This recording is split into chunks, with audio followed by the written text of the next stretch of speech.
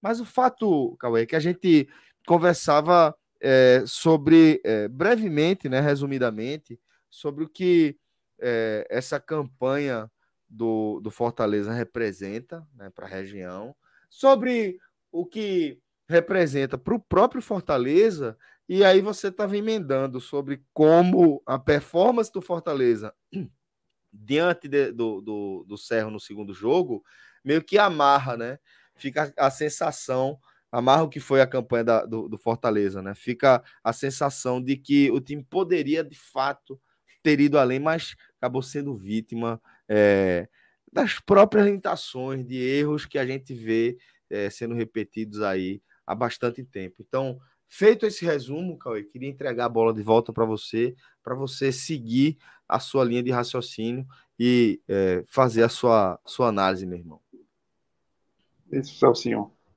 Quando você não vê uma classificação de um brasileiro para uma segunda fase, para uma etapa, na verdade, de fase de grupos da Libertadores, né, que já vem sendo algo recorrente nos últimos anos, de sempre ter um que fica pelo caminho,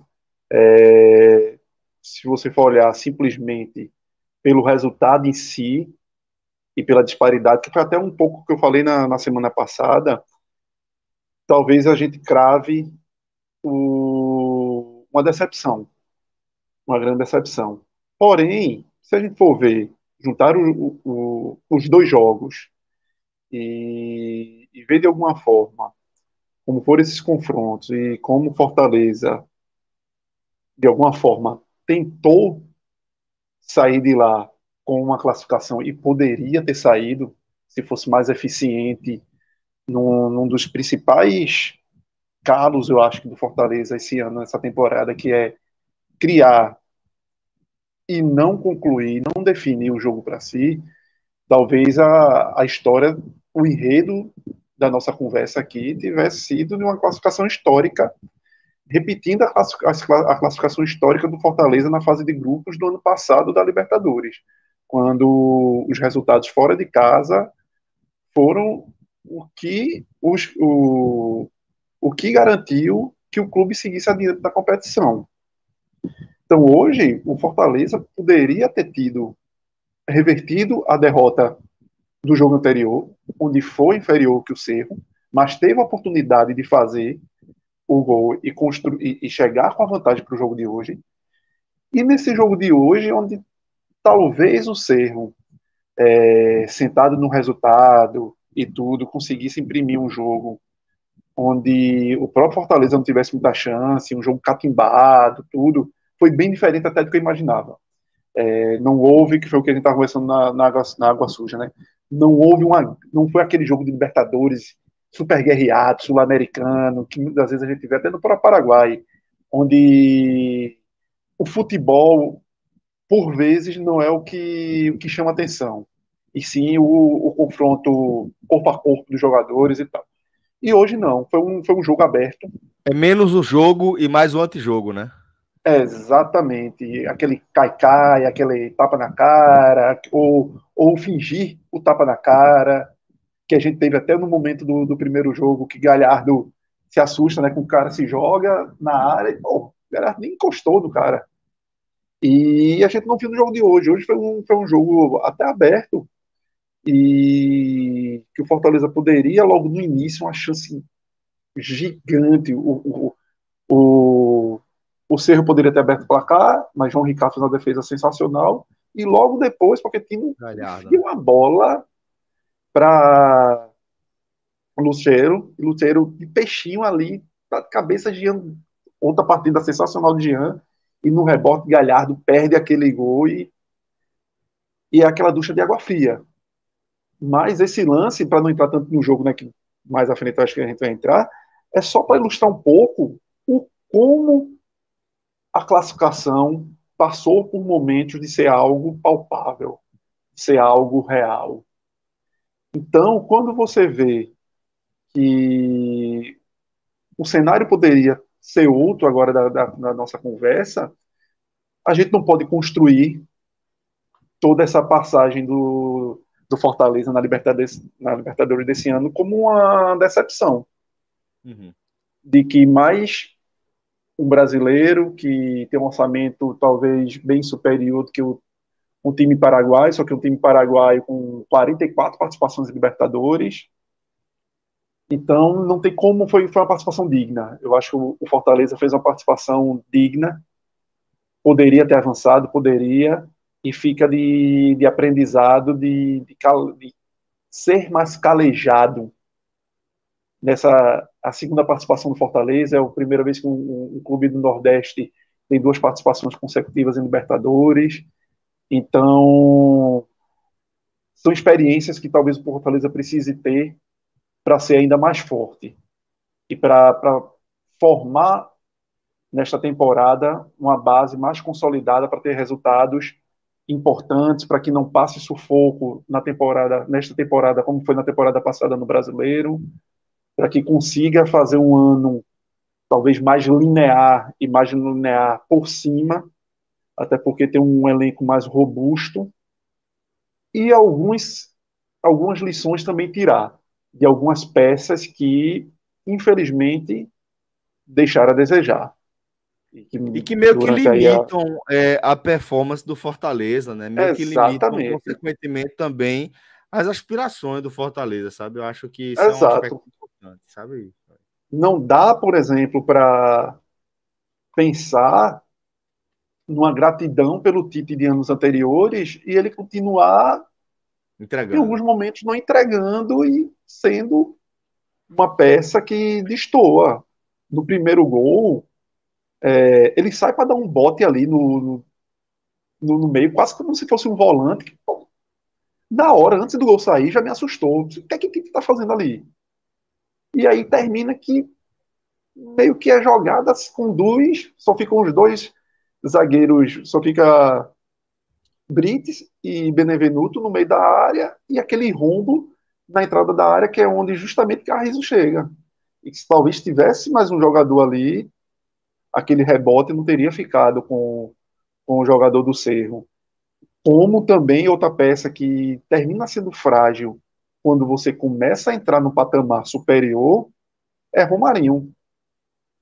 Lógico. Você jogar mais uma Libertadores em 2023 com Romarinho de titular, eu acho que é sintomático, sabe, bichinho? Eu acho que o Romarinho posso até defender o clube, né? Foi o acaso também, né? Ele ser titular hoje. Exatamente. Exatamente. Partes, sabe, Luca? Eu não sei se o teu microfone desconectou alguma coisa, mas ficou bem baixo. Mas eu entendo o que você quis dizer de ser acaso, mas aí. Pedro Rocha, Moisés, a gente sabe, assim. Todos lesionados. Mas eu acho, né? Exato. Eu acho mais sintomático ter gasto 4 milhões no Júnior Santos e ele ter entrado como, apesar da assistência, ter entrado como também solução. É outro ponto. Eu acho isso mais sintomático. Mas eu vou deixar o Cauê terminar a análise dele aí. Não, mas já encerrando. Minha parte. Mas termina que Romarinho termina sendo um cara para decidir um jogo. E aí entra o Júnior Santos, que talvez o investimento tivesse sido um jogador que hoje tivesse ali no lugar de Romarinho. Romarinho não é culpado. Até porque não é ele que se escala. Mas como foi gasto esse investimento, essa bala na agulha que o Fortaleza teria, não era, por exemplo, para Júnior Santos ser o reserva de Romarinho. Isso. Mas o Júnior Santos, que foi o reforço, não é um jogador que entregue algo de reserva que mereça. De Romarinho, né? Exatamente. E aí é como você reforça seu elenco. E soma-se ao azar incrível que aí o Fortaleza teve, porque Moisés estava voando. Temporada que Moisés fez foda, né? O ano passado é gigante. Uma temporada, pô, muitas vezes você, na carreira, ele era um cara que já entregava muito na Ponte Preta e tinha vindo de uma temporada na Ponte Preta do Fortaleza que meio que foi titubeante, mas diante de uma temporada ruim da Ponte Preta, mas que mesmo assim ele foi uma exceção positiva, e chegou no Fortaleza e só acrescentou, não só a ele, como a carreira dele. E aí você também tinha Pedro Rocha, que vinha com oscilações na carreira e que chega no Fortaleza, que também se reencontra, e aí o Fortaleza dá o azar de justamente essas duas peças fundamentais ali naquele setor estarem de fora. Mas nada encobre o fato de estar Romarinho lá e de você ter gasto 4 milhões de Júnior Santos, que poderia ser justamente aquele reforço, se o dinheiro tivesse sido empregado no jogador correto, que estaria ali, naquela vaga de Romarinho. Perfeito.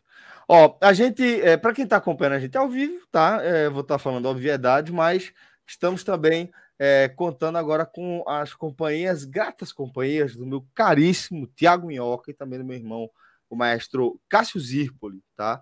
E aí, deixa eu só explicar para vocês dois também em que momento estamos para que a gente possa seguir em frente. Eu pedi a Cauê uma análise inicial, tá?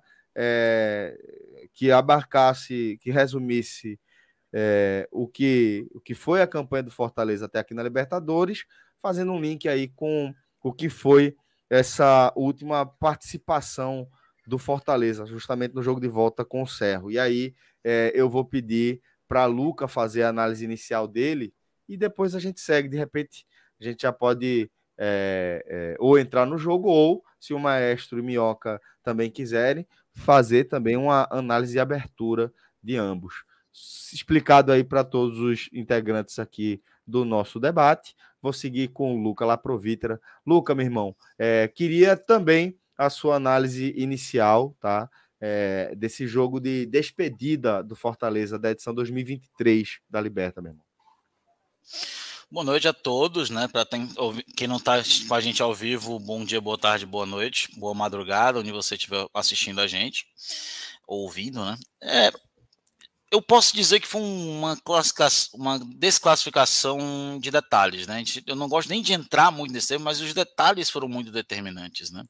Seja um pênalti perdido na ida, seja o gol feito perdido pelo Galhardo agora na volta, os detalhes eles foram muito predominantes. E uma coisa que a gente falava aqui na semana passada, que a gente falou aqui no domingo, a questão psicológica do Fortaleza novamente deixou muito a desejar.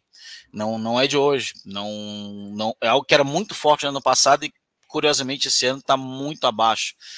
Mais 2 gols de jogada aérea, né? Mais 2 gols de jogadas cruzadas pela lateral, as duas pelo lado esquerdo, né? Mais uma vez, com falhas do Tite. Então chovendo molhado apontar todas as falhas, né?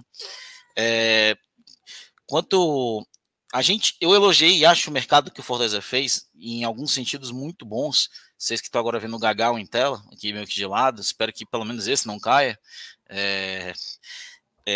O Fortaleza ele fez um mercado muito bom no sentido que ele trouxe ali peças que ele precisava. Trouxe 3 laterais, trouxe meio-campistas, Fortaleza trouxe jogadores imponentes para o ataque e ele caiu também. Pelo menos esse aqui não levou tudo. Mas o Fortaleza ele pecou, trouxe um goleiro, né, confiável, que foi titular e foi bem hoje, mas o Fortaleza pecou 2 áreas, na minha opinião, na hora das contratações. E uma é uma coisa que a gente vem falando há muito tempo, que é a zaga. O Fortaleza ele tem só 2 zagueiros desde 2021. O Fortaleza ano passado trouxe o Brits, jogou hoje, foi, na minha opinião, o melhor dos 3. Mas o Brits não veio como zagueiro. Ele veio podendo jogar de zagueiro, mas ele não veio como zagueiro. Ele veio no momento que o Fortaleza não tinha mais jogadores para usar no lado direito. Tinha perdido Tinga, lesionado, só voltava em 3 meses, né? 2 meses depois que o Brits chegasse, e tinha acabado de perder o Iago Pikachu, e aí vem o Brits para cobrir isso. O Fortaleza não tinha nenhum jogador pelo lado direito até então.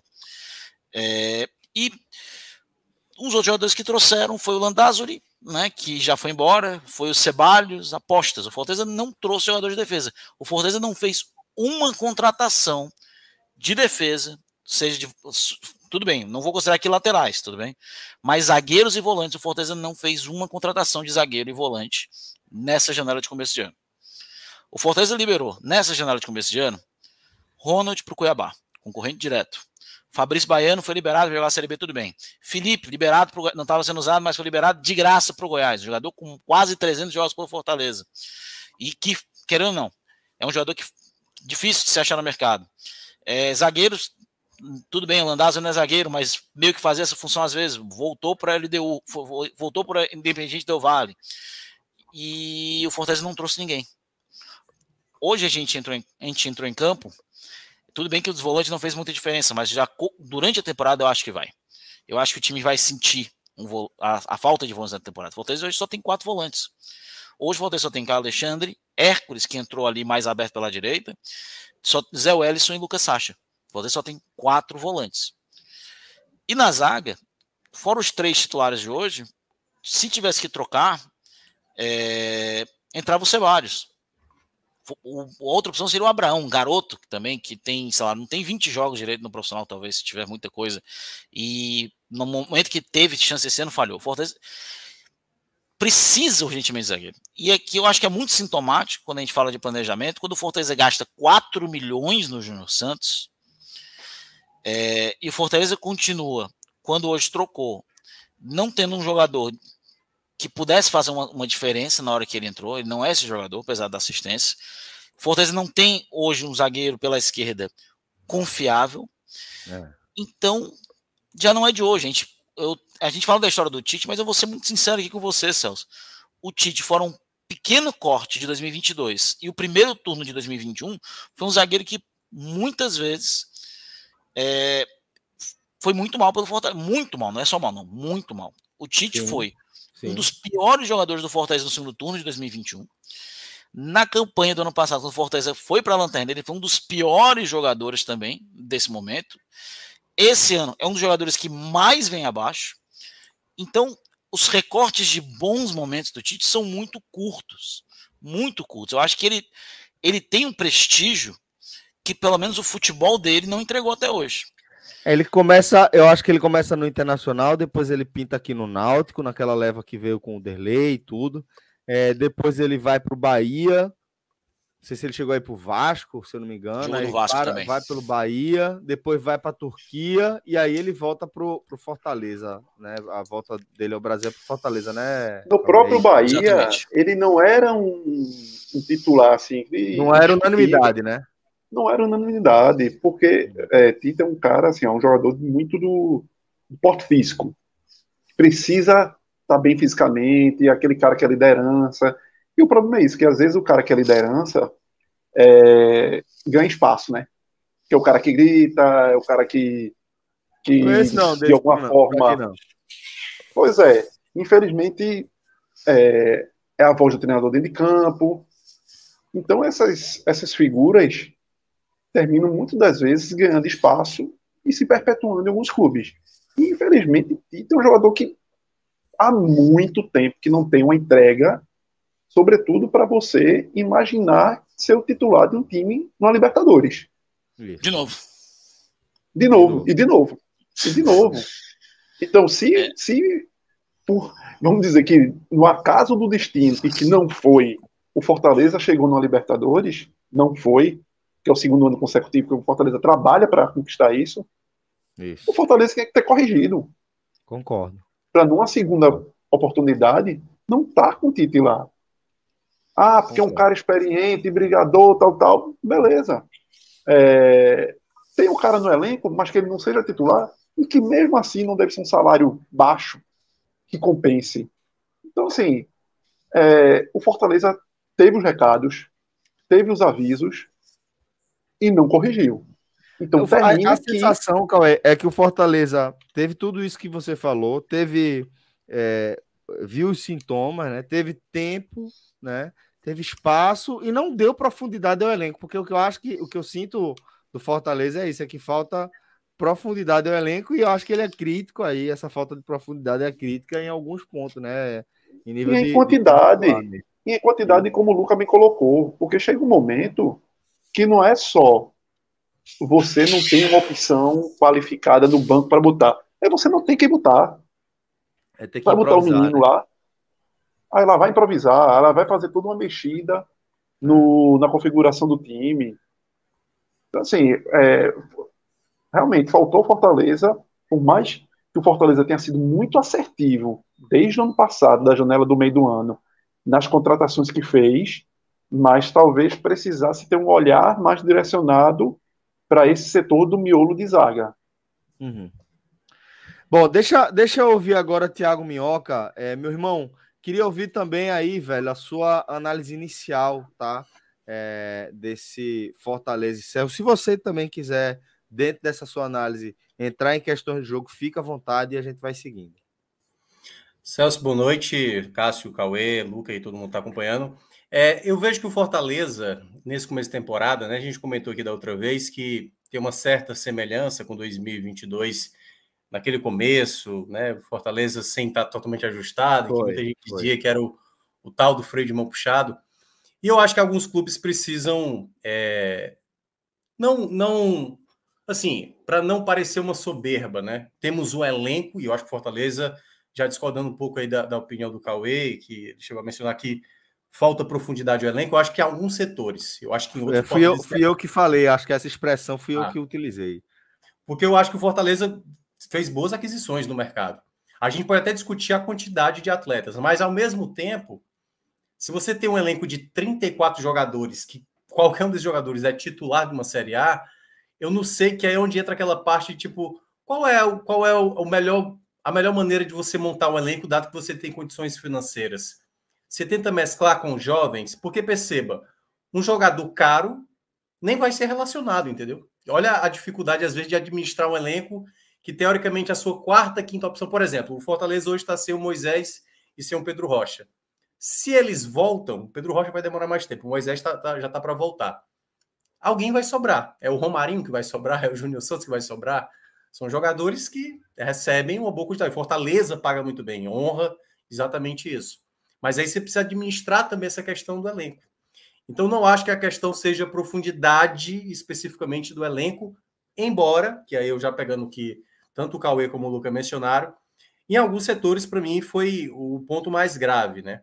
É claro que a eliminação de hoje, como o Luca mencionou, são esses contextos de jogo para um jogo de mata-mata, os 180 minutos, o que o Fortaleza fez na Arena Castelão na quinta-feira passada. A chance se abriu para você ali na penalidade, você perde, e aí o jogo se torna o que se tornou. No segundo jogo, a mesma coisa, um jogo bem mais complicado, abre-se a possibilidade, o lance do Lucero, a sequência ali com o Galhardo, perde a chance, não faz, e aí depois a equipe do Cerro acaba abrindo o placar. Esse tipo de situação, Celso, eu até gostaria de debater mais o pós, né? O que é que o Fortaleza vai saber lidar com essa eliminação da Libertadores? Porque todas as equipes, né? Eu acho que principalmente as nordestinas, quando vão disputar a Libertadores, a gente tem de maneira mais palpável, né? O Bahia em 89, o Sport em 2009 e o Fortaleza agora esses 2 últimos anos. Quando o cara chega lá, o cara quer viver aquilo, sabe que vai estar enfrentando as melhores equipes aqui da América do Sul. Fortaleza, no ano passado, enfrentou o Colo-Colo, assim como o Sport também enfrentou o Colo-Colo, enfrentou o River Plate.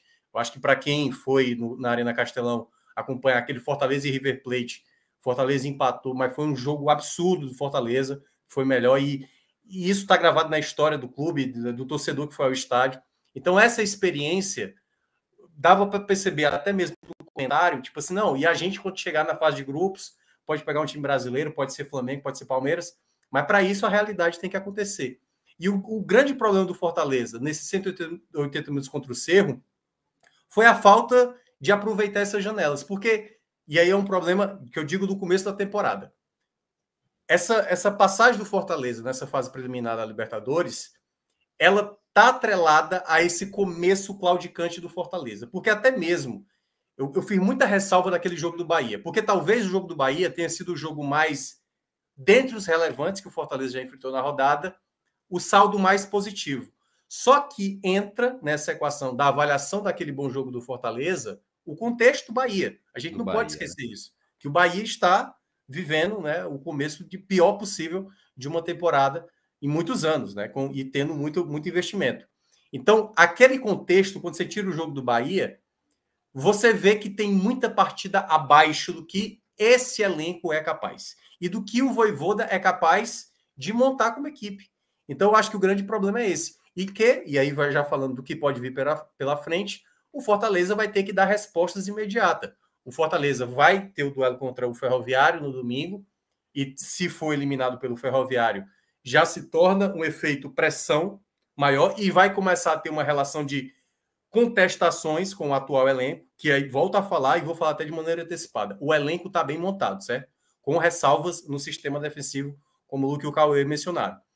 Mas o Fortaleza precisa se acertar como time dentro de campo. Não adianta você ter excelentes jogadores se você não consegue ter a combinação. Perceba, hoje, no jogo de hoje, o Vojvoda estabeleceu um trio que ele sequer tinha jogado em nenhum momento da temporada. Romarinho, Galhardo e Lucero. E, de uma certa maneira, até ok ali no começo do jogo, mas ao longo do jogo você percebia que o grande problema do Fortaleza, que eu acho que foi o grande erro do Vojvoda, na volta do intervalo, ele pensar no Pikachu, né? Ele, não, vou fazer agora o 3-5-2 e trazer o Pikachu. O Pikachu é um jogador que tá pior nesse começo de temporada. Não deveria ter oportunidade. Passou-se 15 minutos do segundo tempo, o Fortaleza não criou uma chance real no segundo tempo, quando perdia por 1-0. Ou seja, nem sequer se colocava no jogo. Então, eu acho que nesse ponto, e o Vojvoda, às vezes, nesses momentos de mais...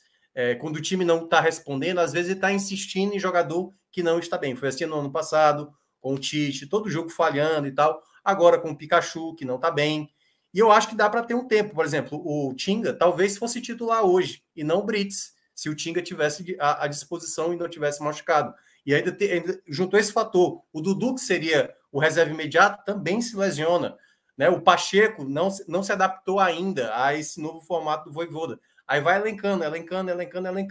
E nesse momento, 4 jogos sem ganhar do Fortaleza, os jogos futuros se tornam arriscados em termos de resposta. O Fortaleza ainda segue com o seu favoritismo, mas já segue com o favoritismo em que os adversários, incluindo o próprio Ferroviário hoje, que foi eliminado da Copa do Brasil, e os adversários que virão na Copa do Nordeste, que pode ser também até o próprio Ferroviário ou o CRB, o Fortaleza ele precisa mostrar um equilíbrio melhor dentro de campo. Porque teve vários jogos onde o Fortaleza não era para ter dificuldade. Contra o Barbalha, contra o Náutico mandou o que podia, porque estava preocupado no jogo de São Bernardo. E o Fortaleza não fez um bom jogo. Né? Um dos gols foi até um gol claramente impedido.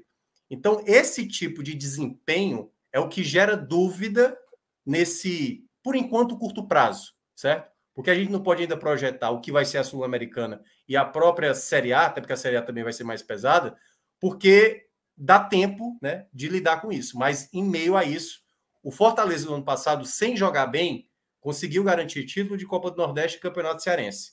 Só que dessa vez, você já tem uma eliminação numa Libertadores, tudo bem que já está garantida a Sul-Americana, mas se houver um segundo tropeço, isso pode gerar já um efeito de desentendimento. Perceba, a situação está ok, e aliás é um trabalho que é muito bem feito pelo Vojvoda, ele não deixa muitas coisas, sabe, ficarem de problemas, mas aí é onde vai entender de jogadores que chegaram agora, né? Será que o Lucero, por exemplo, não vai ficar incomodado com alguma coisa? Mas aí é onde entra o trabalho do Fortaleza para tentar amenizar essa situação, e que deu certo no ano passado na Série A. Claro que também teve a chegada dos jogadores. Então, acho que esse é o ponto principal, Celso, que eu diria da partida. O Fortaleza ele foi eliminado dessa terceira fase da Libertadores por todos os contextos que ele já vinha atravessando no começo da temporada.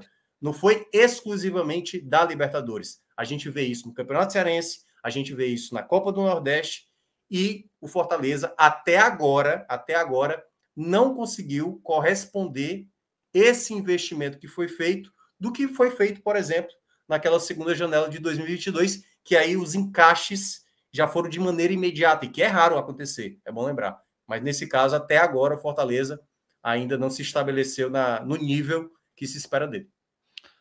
Boa, Mielka. Agora deixa eu trazer o maestro também para a nossa última análise de abertura. E aí, maestro, eu queria que você falasse para a gente, né, do que é que você conta, né, dessa 8ª participação nordestina na Libertadores, né? O que é que a gente pode dizer dessa participação do Fortaleza, meu caro?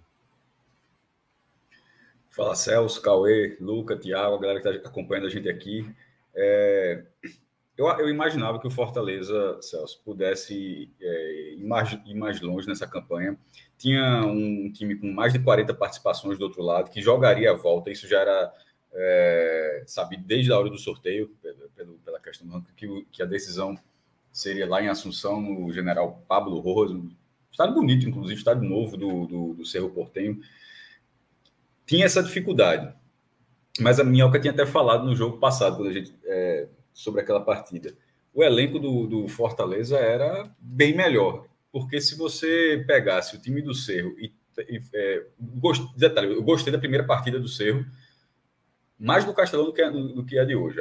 No Castelão, acho que o Cerro Porteño fez uma boa partida, apesar de Fortaleza ter pressionado, desperdiçado chances, mas eu acho que, pelo que era o contexto do jogo, acho que o Cerro foi muito bem. Mas naquele dia eu lembro muito que Minhoca tinha falado que era o seguinte: se você fosse pegar as peças do Cerro, o Fortaleza trazendo esses reforços, não seriam grandes reforços. Se o Fortaleza anunciasse Churin, não trocaria em Galhardo, não trocaria em Moisés, em Lucero, em Silvio Romero, não trocaria nenhum desses. E no Cerro o cara é titular. Só para dar um exemplo, agora é um time um clube, melhor dizendo, porque o time vai mudando ao longo dos anos, claro, mas um clube muito experiente nessa competição, embora tenha sido a primeira vez que eliminou um brasileiro na Libertadores, tinha sido até dado 15, acho que foi até o UOL que fez a matéria, acho que 15 confrontos, o Cerro ainda não tinha ele tirado um time brasileiro em mata-mata, né? Como é que um time tem 15 confrontos? Porque ele joga, desde 1960. Os caras estão jogando há 6 décadas, estão jogando essa competição. Mas mesmo nesse cenário, eu achava que o Fortaleza tem uma condição maior de passar, porque tecnicamente era um time melhor e continua sendo, não é porque foi eliminado que isso mudou, não. Mas assim, no mata-mata é isso. Mata-mata é você não conseguiu encontrar o seu equilíbrio e de repente você é superado por um time que não é superior, que no papel não é superior a você. E não por acaso as competições de mata-mata elas têm suas surpresas. Nacional do Paraguai, tipo, o Cerro nunca foi finalista da Libertadores, mas o Nacional do Paraguai, que é muito pequeno, quase não tem torcida, já foi vice-campeão já nesse século. Aliás, na década passada, foi a final com o São Lourenço. O Once Caldas já foi campeão, enfim, tem as surpresas. Nesse caso do Fortaleza, terminou, né, nesses 2 anos, com 12 partidas, e é o que o Minhoca falou, você vai ficar nas lembranças. Assim, nesse momento, o time obviamente vai brigar no Brasileiro para voltar para uma terceira participação, mas dentro do que o clube fez nesses 2 anos, teve uma atuação excepcional contra o River Plate no Castelão, a vitória do jeito que foi, precisando ganhar para classificar em cima do Colo-Colo, lá no estádio do Colo-Colo, sobre o Alianza, a goleada, porque você tem um registro de uma goleada na Libertadores sobre o Maldonado, o mata-mata contra o Estudiantes, que é um time tetracampeão da Libertadores, ou seja, tem jogos interessantíssimos assim que o Fortaleza fez nesses 2 anos, mas eu acho que saiu cedo. Agora, ele saiu num regulamento, Celso, que encerrou a 8ª participação, só abrindo parênteses, até acho que Celso chamou isso porque ele deve ter visto o post, Celso é safo, ele sabe muito bem como chamar, que só para deixar, a melhor campanha continua sendo, na Libertadores, a melhor campanha do Nordeste continua sendo a do Bahia de 89, que chegou às quartas de final. Eu sempre ressalvo isso, porque em 1960, quando o Bahia foi o primeiro brasileiro a jogar Libertadores como campeão da Taça Brasil, o Bahia estreou nas quartas de final. Então, na verdade, se você for bem frio, o Bahia tem 2 participações nas quartas. Mas a primeira é foda. A primeira, o time ele largou nas quartas. A de 89, não. A de 89 ele joga a fase de grupos, vai para as oitavas, passa, acho que foi o Universitário, passa pelo Universitário do Peru e cai nas quartas para o Internacional. Porque naquela época, não era o chaveamento. Naquela época, a Conmebol obrigava os times do mesmo país se enfrentarem no máximo até as quartas, para que os 4 semifinalistas fossem de 4 países diferentes. Isso só foi acabar quando foi aumentando o número de vagas e ficou matematicamente impossível de você conter isso. Não por acaso, as últimas 4 finais só tem brasileiro, né? Enfim, o Bahia continua tendo essa campanha, só somando, dando como curiosidade, somando todas as participações da Libertadores. Só uma polêmica, às vezes, o torcedor, aquele negócio de ficar ali quebrando na unha. Irmão, para a Libertadores, você pode até chamar dessa forma, isso só existe no Brasil. O que o Fortaleza jogou é Libertadores. Assim, isso não está sobre questão nenhuma. Os gols que saem nessa fase, eles contam para a artilharia. Só para dizer, porque já teve um cara que falou a mesma coisa que o Peru, que jogou o mata-mata internacional para ir para a Copa do Mundo. Não é a mesma coisa. Os gols daquela partida não tinha nada a ver com a Copa do Mundo. Hoje tinha. A expulsão desse jogo vai para a fase de grupos. Se o cara fez 5 gols, o cara vai chegar como artilheiro na fase. Assim, não tem essa dúvida, acho que só existe no Brasil. Então, feita essa ressalva, o bojo dos nordestinos. O Sport tem 14 jogos, com 7 vitórias, 2 empates e 5 derrotas. O Bahia tem 14 jogos, com 6 vitórias, 5 empates e 3 derrotas. Ou seja, os dois têm 23 pontos. O Sport tem uma vitória a mais. Depois vem o Fortaleza com 15 pontos, tendo 4 vitórias, 3 empates e 5 derrotas em 12 jogos. E em quarto lugar, o Náutico com 8 pontos, tendo 2 vitórias, 2 empates e 2 derrotas em 6 jogos. Na época, no campeonato, o Náutico também 18 pontos, não, porque o Náutico perdeu os pontos de uma vitória. Só para deixar, por causa de um problema que teve, mas assim, dentro do que foi o resultado do campo, foi isso aí. E agora, Celso, antes de vai analisar os destaques do Fortaleza, mas só para encerrar essa minha participação mais dessa questão estatística e numérica, que o Fortaleza vai para a Sul-Americana. Primeiro, é preciso dizer que o Fortaleza ganhou $600 mil nessa participação, isso dá 3 milhões e 200 mil reais, assim, e como vai para a Sul-Americana, ele vai ganhar a cota cheia da Sul-Americana, que é a cota da fase de grupos, que dá $900 mil, e isso é 4 milhões e 700 mil reais, ou seja, a eliminação do Fortaleza, veja, a classificação teria dado 15 milhões, tá? Pelo amor de Deus. Mas a eliminação do Fortaleza rendeu 4 milhões e 700 mil reais. Ou seja, o Fortaleza jogou hoje. Ele entrou em campo, tipo, tinha dois caminhos para conseguir continuar disputando jogos internacionais ainda em 2023. E nessa Sul-Americana tem uma curiosidade. Por esse caminho torto de você ter vindo da Libertadores, é a primeira vez que isso acontece, do Nordeste. Se bem que já tiveram vários caminhos tortos aqui, né? O Sport foi rebaixado, foi bater, foi bater na Sul, o cara jogando a Copa Nordeste. E aquela teve o olho de Tandera, né? A visão ainda alcança ali. Então, assim, na verdade já foram várias classificações dessa forma, Celso. Mas com essa classificação do Fortaleza, o Nordeste chega a, veja só, 15 anos consecutivos tendo pelo menos um representante na Copa Sul-Americana. Até 2009, a participação internacional do Nordeste era algo raríssimo. Até 2009. Para de 2009 para cá, ter sempre um. Em 2009, estou falando da Sul-Americana, porque o Sport jogou a Libertadores em 2009, mas teve a participação, acho, do Vitória do Vitória na Sul-Americana em 2009. Ao todo, será a 25ª participação. E o Fortaleza já tem participado uma vez, né, em 2020. O ranking, nesse caso, de participações é o seguinte: Bahia tem 8, a última em 21. O Vitória tem 5, a última em 16. O Sport tem 5, a última em 17. O Ceará tem 3, a última em 22. O Fortaleza, 2, né, 2020 e 2023. O Náutico, 1 em 2013.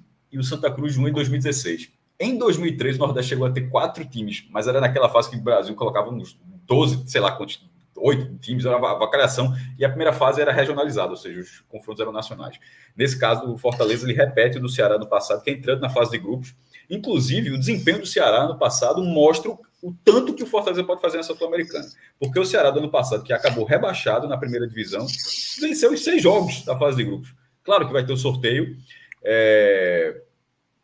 E assim, pode ser favorável, como foi favorável o do Ceará, mas mostra que é quase uma certeza que o nível técnico vai ser muito, muito acessível ao Fortaleza.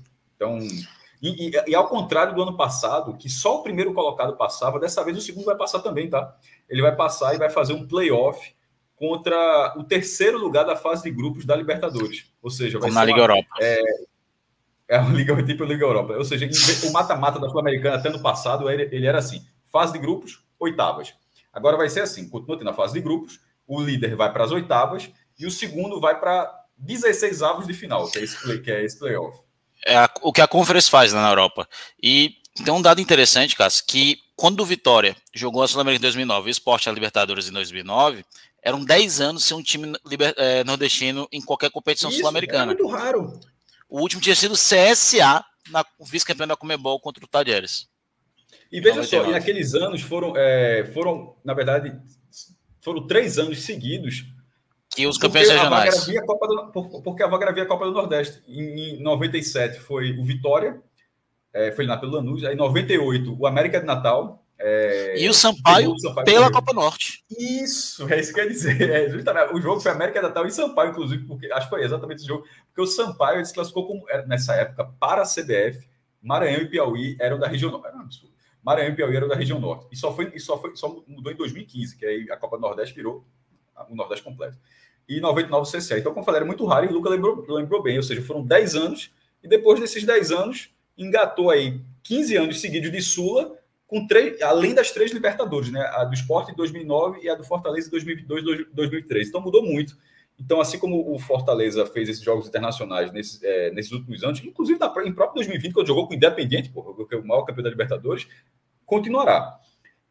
A ressalva porque o calendário vai continuar cheio, tá? Assim, a Sul-Americana é fase de grupos. Os 6 jogos que fará a Libertadores fará na Sul-Americana, então o calendário do Fortaleza ele pode seguir um pouco o que foi a dureza do calendário do ano passado. Mas isso é uma conversa mais para frente, mas só para dizer assim que tem a contrapartida também, porque vai ter que jogar. Boa. Então agora a gente vai fazer o seguinte: a gente ainda vai trazer rapidamente o debate sobre a Sul-Americana, né, para que Minhoca possa explicar um pouquinho essa situação, mas eu vou pedir para a gente amarrar agora nossas análises sobre a Libertadores. E aí eu vou pedir para Cauê Diniz trazer a leitura dele do jogo. Cauê, meu irmão, queria que você contasse para a gente agora a história, né, desse último capítulo do Fluminense na Libertadores em sua edição Fortaleza. 2023. Perdão, do Fortaleza. Fortaleza. Do Fortaleza na Libertadores em sua edição 2023, meu irmão. Como já foi muito falado aí, foram realmente esses detalhes que terminaram mudando toda essa história, né? Se o pênalti do primeiro jogo tivesse entrado, se Luceiro tivesse acertado a cabeçada, ou se Galhardo tivesse minimamente empurrado a bola ali aos 6 minutos do primeiro tempo, teria sido outra história. E aí, o Cerro, naquela trocação inicial do jogo, conseguiu, numa bobeira defensiva, que que eu até mencionei já aí, do Fortaleza, o avanço de Tite, que deixou o buraco ali atrás, e minimamente Fortaleza não conseguiu fazer o balanço defensivo. Depois daquele gol, o Fortaleza se abateu muito e não conseguiu realmente reagir. E na volta para o segundo tempo, todas as modificações que o treinador fez, você não viu, talvez Caleb tenha dado alguma contribuição, mas você não viu uma contribuição positiva de Pikachu. Quando ele fez a modificação, que ele trocou já ali aos 26, se eu não me engano, que ele troca a dupla de ataque, Galhardo e Lucero, pelos outros dois, por Romero e por Júnior, simplesmente o Fortaleza estancou. O Fortaleza não conseguiu mais produzir ofensivamente, só veio criar uma chance de gol lá aos 44.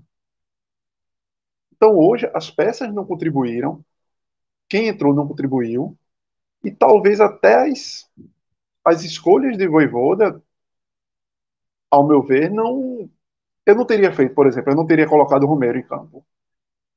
Porque é um cara que, por mais que você precise da vitória, por mais que você precise do gol e seja um centroavante, mas talvez seja um cara que, para o estilo de jogo que o Fortaleza precisava imprimir ali no momento, não fosse ele a peça ideal.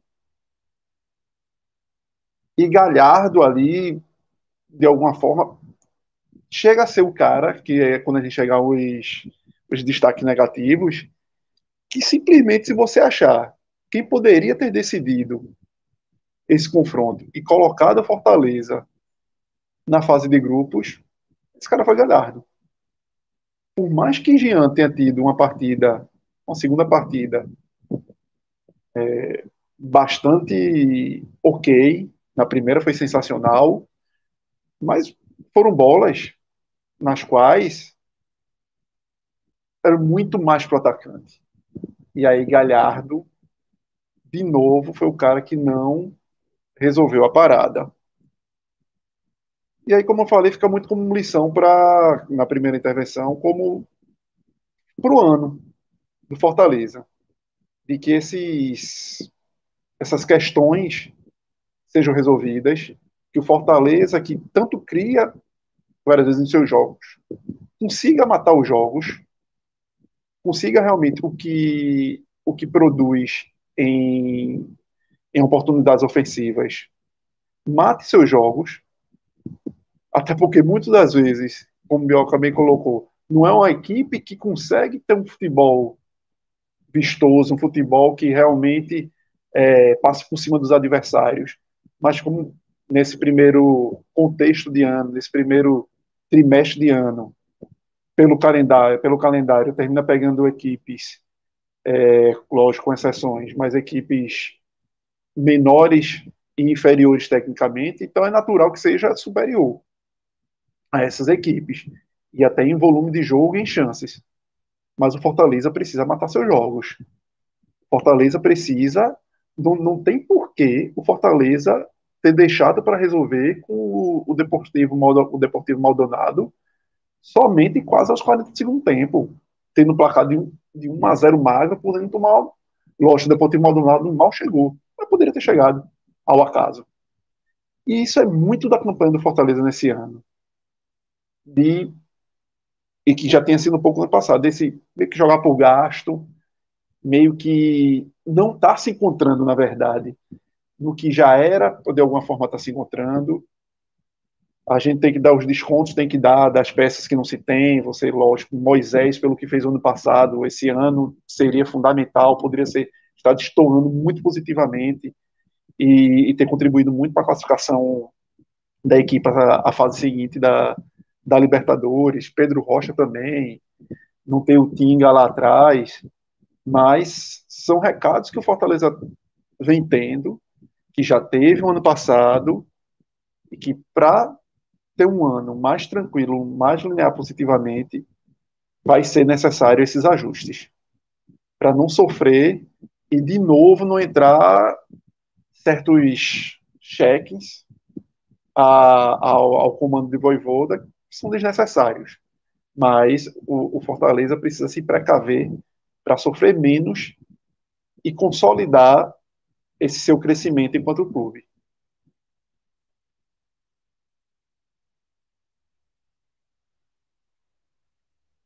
Celso teve que sair, né? Então, passo a palavra aí para Diga. Luca. Luca, fale aí sobre destaques positivos e negativos. Pois bem, né? Vamos começar com os destaques. Vai ser um pouco difícil colocar jogadores no positivo, então vou começar com o positivo, que hoje foi difícil colocar 3 destaques positivos do time do Fortaleza. Primeiro destaque positivo. Peneirão mesmo, né, companheiro? Cara, vou ter que peneirar mesmo aqui os 3 destaques positivos, cara, porque tá difícil demais, muito mesmo. Deixa eu ver aqui. Cara, que você fez agora difícil, hein? Eu vou colocar 3, mas não nessa ordem, tá? Posso ajudar com o João Ricardo? João Ricardo, Pochettino e Caleb. Para mim, os 3 assim que tentaram alguma coisa. O Caleb entrou bem quando vendo a partida. Faço a menção rosa ao Guilherme também. Acho que o Guilherme entrou bem. Acho que, inclusive, ele devia ter entrado ao invés do Silvio Romero ou do Júnior Santos, preferencialmente do Júnior Santos. Acho que foi um erro, né? Mas ali, João Ricardo foi o melhor do Fortaleza em campo. Fortaleza que, ao mesmo tempo que podia ter saído com um milagre, podia ter sido goleado hoje de 3-4-0, né? O Cerro teve 2 gols bem anulados, né? Não mal, bem anulados. Ô, Luca, e o João Ricardo... desculpa até intervir, mas é justamente quando eu falei até na minha fala que não era para ter entrado o Silvio Romero, era justamente se ele coloca Guilherme ali, ele ia ter um time com velocidade de alguma forma. Exatamente. Ele já tinha tido a dificuldade de estar ali jogando praticamente com 2 centroavantes, Lucero e Galhardo. Então, dificuldade de mobilidade. Então, quando ele entrou com o Silvio Romero ali, ele, mais uma vez, ele coloca uma pedra ali na frente que não te ajuda tanto na participação coletiva do time. O Fortaleza perdeu completamente a arrancada. O Fortaleza perdeu completamente a arrancada. Jogo. Completamente, não só pelo Silvio, pelo próprio Júnior Santos. Apesar do lance do gol do Júnior Santos, ele não foi o único lance que ele conseguiu dar prosseguimento. Ele errou várias vezes. Ele só teve 2 lances, uma falta ali na lateral e o lance do gol. Mas, realmente, muito mal. E agora, o top 3 negativo, cara, eu vou colocar o primeiro, o Benevenuto não foi bem, não gostei dele no jogo, falhou no primeiro gol também. Eu não sei se o Benevenuto vem realmente um pouco abaixo ou se ele está sendo impactado pelas atuações ruins do sistema defensivo, mas ele também não vem bem, né? Em alguns momentos cruciais ele vem sendo um pouco inseguro.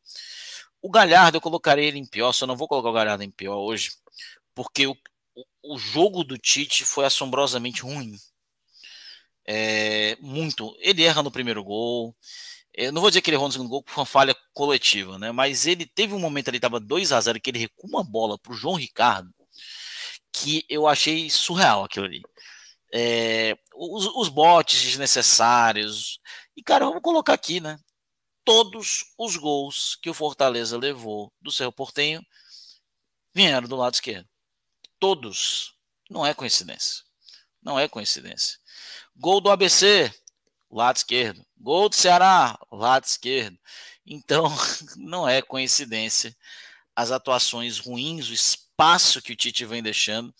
É um jogador que eu não entendo realmente até hoje toda essa moral que ele tem dentro do time titular do Fortaleza. Vai contigo, Celso. Boa, companheiro. Vamos seguir aqui. Minhoca, você quer complementar destaques, companheiro? Vamos lá. Eu acho que para mim teve mais jogadores a destacar, aliás, do jogo.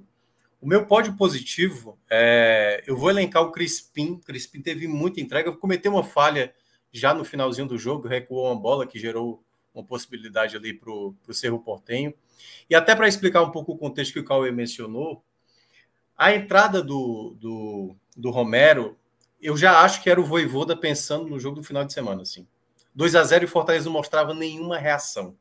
E estava 2-0, então acho que o Fortaleza ali já meio que ele foi pensando, eu vou colocar o Júnior Santos, vou colocar o Romero e tal. Então, a impressão que eu tive é que ele já entendeu que o time já não estava reagindo. Porque, perceba, quando ele tem a troca ali do Pikachu, o que foi que o Fortaleza fez em 15 minutos que dava a entender que, opa, o Fortaleza tá indo para cima para tentar realmente reverter. Não teve isso, entendeu? Quando toma o 2-0, é tipo assim, cara, né? Para que a gente vai se desgastar? Vai ter que voltar para Fortaleza, vai ter aí o jogo que é importante contra o Ferroviário, já que ele também jogou mal contra o Ferroviário. E aí, eu acho só para explicar esse contexto que eu acho que por isso que ele escolheu o Romero. Mas eu concordo, e aí com o que o Cauê mencionou, acho que o Guilherme deveria ter sido entrado, a primeira troca deveria ter sido o Guilherme. O Romarinho estava mal, mas não entra nesse pódio negativo, mas como eu estou falando positivo, estou misturando tudo aqui. Além do Crispim, o Brits, que está passando muita segurança, foi muito bem. E o João Ricardo, né, como foi mencionado também, foi também um dos melhores. O Caleb entrou bem, acho que o Caleb tem total potencial para assumir esse lado direito, enquanto o Pikachu está mal. Não como um ala, mas como um meia direito, ou pode ser um jogador ali que tem um Hércules à direita com ele, tipo, fazer uns 3 volantes, o Caleb caindo mais pela esquerda, só que aí ele teria que adaptar ali possivelmente um posicionamento do Pochettino, ou até fazer um losango ali, talvez com o Pochettino, o cara da ponta, né, com o Caio sendo o cara da outra ponta ali da saída dos zagueiros, mas esses para mim foram os que se salvaram. E o próprio Pochettino, né, que eu também acabei de esquecendo de citar, o Pochettino também dá para fazer uma menção honrosa, porque teve muita entrega. Vinha de 2 partidas ruins, mas hoje ele ajudou muito. E aí o que é que atrapalhou ao Fortaleza? Eu acho que o primeiro ponto, né? E aí é onde, cara, a gente tem que ter o cuidado de não entrar em certas... O que é que acontece em todo time de futebol? O cara que é mais cobrado é o cara que já estava, e não o cara que chega. Porque o cara que chega, ele ainda tem um crédito, porque ele chegou agora. Embora, dependendo do jogador que chega... Ainda tem um cheque especial para gastar. Por exemplo, tem jogador que chega que já é odiado, como é o caso do Júnior Santos. O cara não gosta e tal, então qualquer coisa que ele vai fazer, aí o pessoal vai ter a crítica. Mas tem jogador, por exemplo, e aí é um dos que eu vou deixar no meu top 3. O Lucero jogou mal a partida. O que o Cauê mencionou, quando o Romero entra e é uma pedra, o Lucero, para mim, ele teve muita dificuldade no jogo. E ele perde, para mim, a primeira cabeçada, de fato, talvez ele achava que a cabeçada seria suficiente, mas tudo bem, mérito para o Jean, não foi uma cabeçada tão no canto. Mas a segunda foi um passe do Galhardo, em que ele poderia ter recolocado o Fortaleza, pelo menos para tentar imaginar uma possibilidade do jogo, tentar ainda ter uma possibilidade. Assim, uma chance real, entendeu? E ele perdeu de novo uma chance, entendeu? Das vezes em que Galhardo, e aí é basicamente para mim a dupla, assim, Galhardo e Lucero juntos, perdeu possibilidades de recolocar o Fortaleza para a situação. E eu vou colocar o Lucero nesse meu top, no meu pódio negativo. Ainda acho que o Lucero está com muita dificuldade de adaptação. Está fazendo gol, isso é verdade, de jogador vivo de fazer gol, mas às vezes é da dinâmica do jogo. Então, para mim, o Lucero entra nesse top 3, né? Vai na terceira colocação. O Pikachu sequer deveria ter entrado. É sério, eu contei em 5 minutos, o Pikachu teve 4 erros seguidos. Aí eu falei, para que colocar um jogador que está em uma fase que não dá sequência à jogada ofensiva? Ele não estava dando sequência. Passe errado, bote errado. Então, assim, é um jogador que não deveria ser escolhido para um contexto que era do segundo tempo. O que é que eu tenho que fazer? Já estou perdendo de 2-0 no agregado. Eu preciso ir para o tudo ou nada. E é com um jogador que está vivendo uma péssima fase como é o Pikachu, então acho que o Vojvoda errou muito e ele não agregou nada. Passou-se vários minutos, quando o Fortaleza toma o segundo gol, é que aí realmente o jogo já tinha ido para o espaço. E aí, terceiro, eu vou ficar com o Benevenuto. O primeiro, eu vou ficar o Benevenuto, né? Que está passando muita insegurança. Como disse o Luca, não é só ele, é o sistema defensivo por um modo completo. O Tite também daria para fazer a menção, mas eu acho que o Tite ainda prevalece em duelos. Mas hoje o Tite voltou a cometer essas falhas de excesso de confiança. Esse passo que o Luca mencionou, que ele deu para o João Ricardo, foi bizonho. É ridículo. Foi bizonho. Aquilo ali lembrou muito, por exemplo, o que o Fortaleza passou contra o Estudiantes ano passado, na falha, por exemplo, do Marcelo Boeck. Você está jogando uma Libertadores e o zagueiro acha que dá um passe de lado ali, como se fosse uma coisa totalmente, sabe, um campeonato qualquer. É Libertadores, tem que jogar mais sério. E o Tite, às vezes, tem esse excesso de confiança e muitas vezes ele erra. Mas volto a ressaltar. Acho até, e aí eu vou ser até um pouco ousado e acho que o Luca vai discordar. Eu acho que hoje ele é o melhor zagueiro do Fortaleza. Acho que ele tem sido o zagueiro que tem passado um pouco mais de regularidade naquilo que ele sabe fazer. Que é, vamos lá, defender ele tem certa dificuldade. Mas mesmo ele cometendo esses erros, e ele tem cometido erros, eu acho que o Benevenuto está pior naquilo que ele pode exercer. O Brits, que é talvez o zagueiro que consiga conciliar melhor, mas eu acabei não colocando na média da avaliação, porque ele jogou poucos jogos, né? O Brits teve vários problemas, lesão, suspensão, teve expulsão e tudo mais, então ele ficou muitos jogos de fora. Mas, na soma geral, a defesa ainda é um grande problema e o Fortaleza precisa contratar, além de zagueiro, como disse o Luca, volante, já que depois da saída do Ronald não foi substituído, e até 3 de abril, viu? Muita gente acha que é 4 de abril o fechamento da janela, mas foi antecipado um dia, né? Que era dia 11 o começo, foi para o dia 10 de janeiro, e o final não é mais 4 de abril, é 3 de abril. Boa. Se a gente não tiver nada mais a acrescentar sobre os destaques, eu queria só que a gente finalizasse a análise sobre Fortaleza, trazendo agora a lembrança, né, de que a disputa, né, da terceira fase, a eliminação nessa terceira fase da Libertadores em 2023 garantiu à equipe do Fortaleza uma vaga na fase de grupos da Sul-Americana ainda deste ano, tá? Como a gente já falou aqui em alguns momentos. Então, como o próprio Minhoca já havia destacado a importância de a gente também olhar para frente aqui na nossa análise, vou convidá-lo, Minhoca, a fazer isso a partir dessa Sul-Americana. Explica para a gente um pouco melhor esse contexto, como o Fortaleza vai, né, para essa segunda competição continental, né, na temporada. O Cássio já adiantou aí algumas mudanças que a gente vai ter para essa temporada, né? O primeiro colocado avança diretamente para as oitavas de final da fase de grupos e o segundo vai disputar um playoff contra os terceiros da fase de grupos da Libertadores. Então, aqueles terceiros que enfrentavam os primeiros da Sul-Americana, não. Vão enfrentar agora os segundos. É um playoff antes das oitavas de final, de fato. E lembrando que as equipes da Sul-Americana, e o caso onde o Fortaleza, se assim for avançar, ele vai decidir o jogo em casa. Então, isso é garantido. E aí, até pegar aqui a tuitada, aproveitar. Quem é que está na técnica hoje aí? Enfim. Quem é que tá? Relógio, eu tava falando silencioso aqui, relógio, nosso craque aí, então, em cima da hora aí. Pronto, o relógio aí, muito obrigado. Colocou aí a imagem que eu coloquei até do meu Twitter, que são os potes. O Cássio mencionou que, de fato, o Ceará no passado teve 100%, mas nem sempre o grupo ele é tão acessível. Vamos lembrar que o Atlético Goianiense, ano passado, ele teve um grupo bem complicado, né? O Atlético Goianiense, só para passar aqui, ele terminou em primeiro e ele tinha o Defensa e Justiça, a LDU, e aí, teoricamente, o time mais fácil, que era o Antofagasta lá do Chile. Mas, para esse ano, em 2023, a Sul-Americana tem muitas equipes tradicionais. Não à toa, quando o Fortaleza foi disputar essa segunda fase da Libertadores, ele ficou no primeiro pote, sendo o Fortaleza só tendo disputado 2 competições internacionais, né? A Sul-Americana de 2020 e a Libertadores de 2022. Então, nesse aspecto, o Fortaleza teve nessas primeiras fases muitas equipes estreantes, ou que só jogaram uma vez a competição, porque boa parte das equipes tradicionais de Libertadores foram para a Sul-Americana. E aí tá desenhado esse pote, perceba, olha o nível de pote que tá os cabeças de chave da Sul-Americana. Você tem o Peñarol, o São Paulo, o Santos, a LDU do Quito, o Estudiantes, que foi adversário do Fortaleza nas oitavas do ano passado e que eliminou o Fortaleza, o Emelec do Equador, o São Lourenço da Argentina e o Santa Fé da Colômbia. Então, esses são os cabeças de chave, certo? É o pote 1.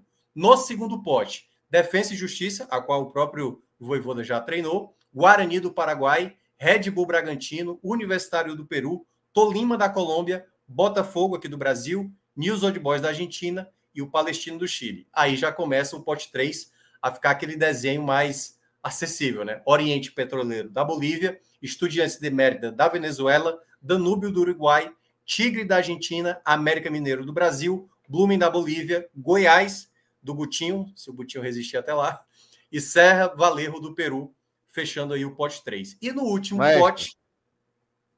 antes de você entrar no pote 4, Maestro, Instituto Cervantes quase dá uma escorregada ali no pote 3, no segundo time ali do pote 3, quase deixa a minhoca ali. Quase, mas foi bem, foi aprovado ali na média. E o último pote 4.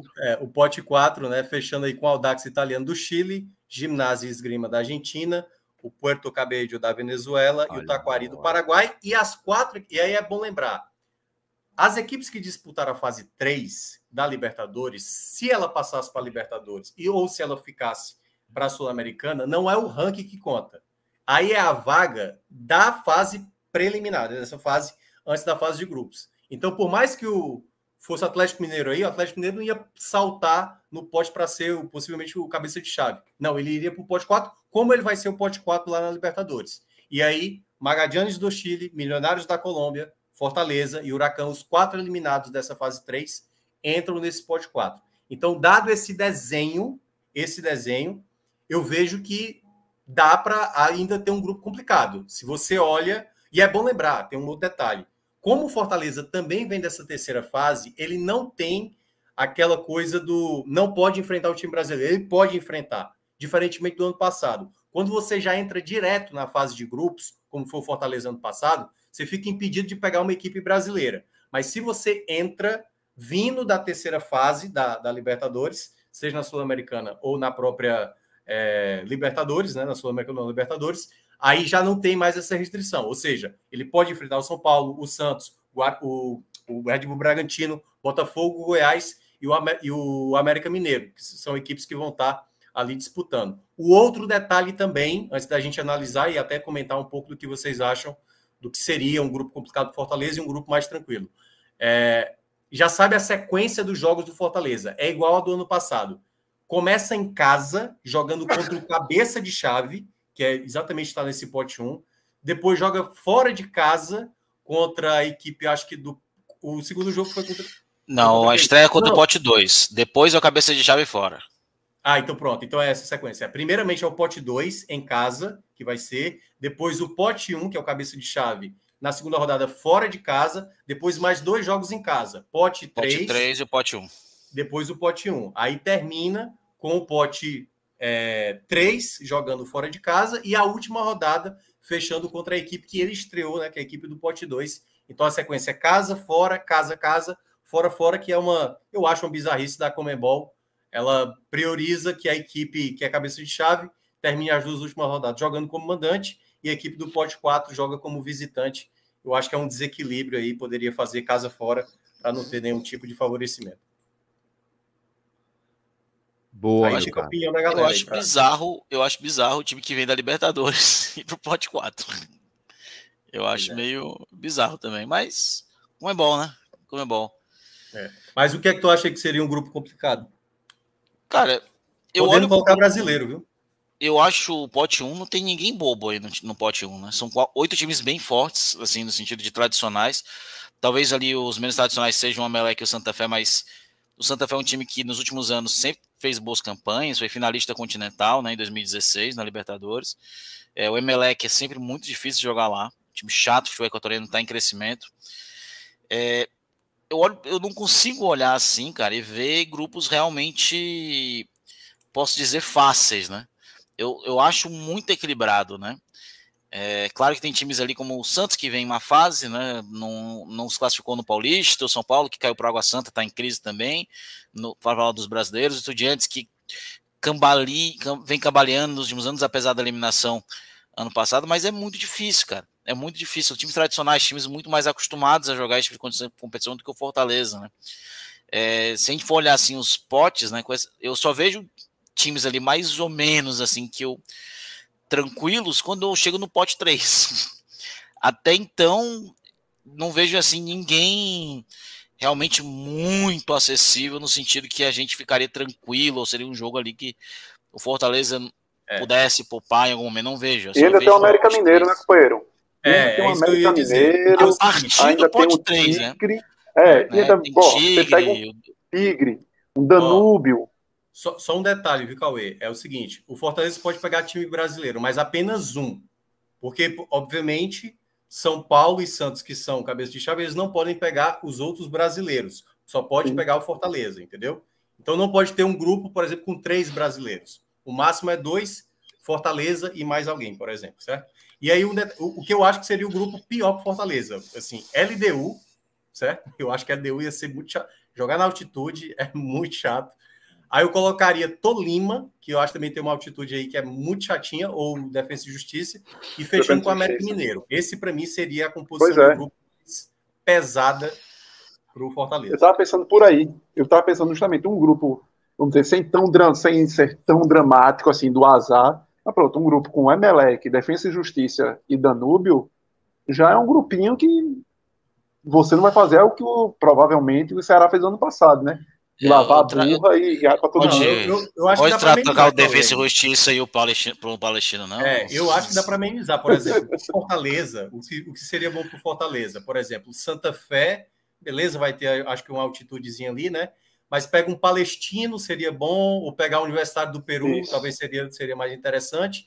E aí você poderia fechar com o Danúbio. Aí, beleza. Aí fica um grupo... Vocês não pode colocar ali o Estudiantes de Mérida, não? Pelo amor de Deus. Pode ser. É verdade. Não pode pedir nada demais, não, ali. Ou César Valerro também, que não tem altitude lá. Peru, pois é, exatamente. Mas eu vejo assim, a composição de grupo mais pesada foi essa que eu falei, né? LDU, Tolima e América Mineiro. E aí a mais tranquila seria Estudiantes de Mérida, Palestino, com Santa Fé, possivelmente. Eu acho que do pote 1, o time mais enjoado hoje é o São Lourenço. Mais enjoado. Penharol, tu aceitava? Cara... É porque eu acho que o futebol uruguaio dá para ter jogo e ao mesmo tempo é uma equipe tradicional, pô. Entra um pouquinho do currículo aí de enfrentar o Penharol. Eu não quero saber de tradicional, não. Eu quero saber do dinheiro, da classificação. Tradicional... E tem um outro detalhe. O Cássio mencionou... Pô, o Luca, ele pega o Mérida em todos os jogos. O Cássio mencionou que é 900 mil, né, Cássio? A cota da participação. Eu não sei se você mencionou. 900 mil dólares. A Conmebol também estabeleceu para cada vitória, tanto na Libertadores como na Sul-Americana, tem uma quantia que você ganha mais. Lá na Libertadores era 300 mil dólares. Assim, cara, é muito dinheiro na Libertadores. E na Sul-Americana é 100 mil dólares. Então, O importante é passar de fase, né? É uma grana. Não estou preocupado, não.